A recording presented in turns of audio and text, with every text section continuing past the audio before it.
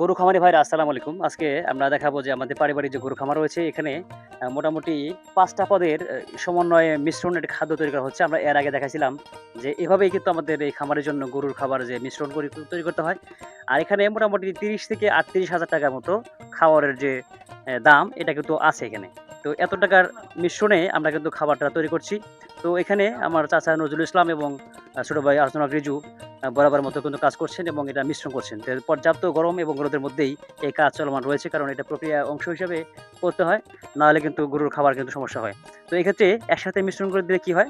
আ দেখতে পারা যাচ্ছে যে এখানে এ একটা পদ যদি আমরা বারবার দেই তাহলে কিন্তু অনেক সময় লাগে এবং ব্যয়টা বেশি হয়। আর সমস্ত খাবার যদি একত্র মিশ্রণ করা হয় তাহলে কিন্তু অল্পতেই হয়ে যায়। একবার নিয়ে গেলে কিন্তু হয়ে যায়। তো সেক্ষেত্রে আমাদের কাজ প্রায় প্রসেস করা সম্পন্ন হচ্ছে। আজকে এখানে মোটামুটি কয় ধরনের খাবার আছে এখানে? এখানে ৪-৫ টা আইটেম আছে। এটা কি, কি? এখানে আছে গমের ভুসি, বুটের ভুসি, তারপর একটা মিক্স ভুসি আছে যেখানে সব ভুসি একসাথে মিক্স করা থাকে। তারপরে ভুট্টার গুঁড়া, চুকুর।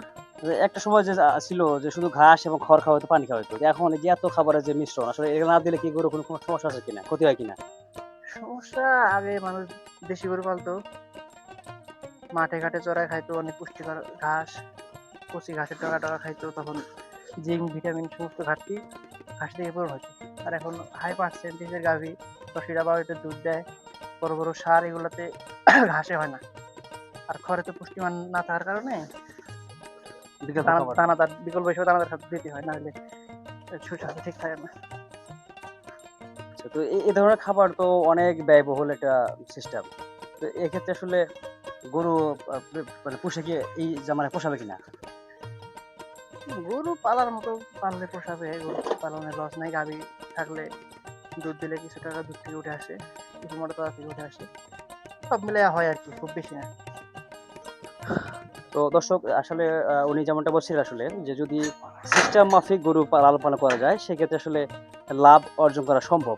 কারণ যদি আপনার গাভী যদি ১০ লিটার দুধ দেয়, যদি ৫০ টাকা সেল হয় তাহলে মোটামুটি এখানে ৳৫০০ একটা গাভীর জন্য হয়ে যায়। তো সেক্ষেত্রে গাভী দৈনিক কত টাকা খাইতে পারে? একটা গাভী ১০০ কেজি গাভীর জন্য দানাদার হলো ১ কেজি, ৩০০ কেজি গাভী হয় ৩ কেজি। আর ১০ লিটার দুধের জন্য প্রতি ৪ লিটার দুধের জন্য ১ কেজি করে দানাদার। তাহলে ওই হিসেবে টাকার অঙ্কে একটা গাভী যদি ১০ কেজি দুধ দেয় তাহলে কত টাকা খাবার হলে তার দৈনিক চলবে?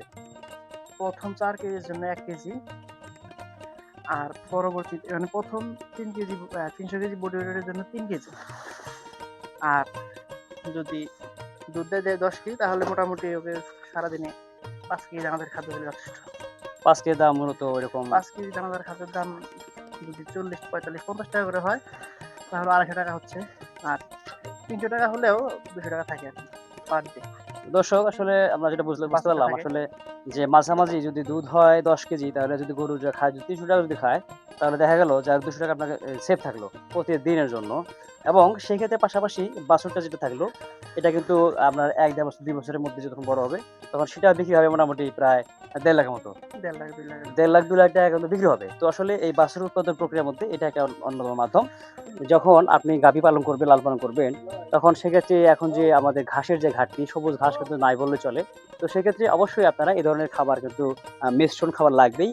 কারণ খনিজ, পটাশিয়াম বা বিভিন্ন যে থাকে গরুর যে পুষ্টি সমৃদ্ধ খাবারগুলো যে তাকে বলা হয়। তো এটা কিন্তু মেইনটেইন করতে হবে। সেক্ষেত্রে মেইনটেইন যদি করতে চান তাহলে অবশ্যই কিন্তু এ ধরনের বিকল্প ফিড জাতীয় বা দানাদার জাতীয় খাবার কিন্তু দিতে হবে।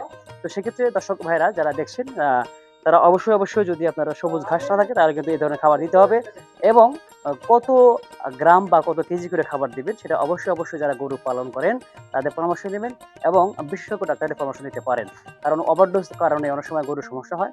তো সেক্ষেত্রে অবশ্যই আপনারা এই ধরনের আপনারা মিশ্র খাবার করতে পারেন এবং পরামর্শ মাফিক কাজ করবেন তাহলেই খামারে আপনারা সফল হবেন ইনশাআল্লাহ। আসসালামু আলাইকুম ওয়া রাহমাতুল্লাহ।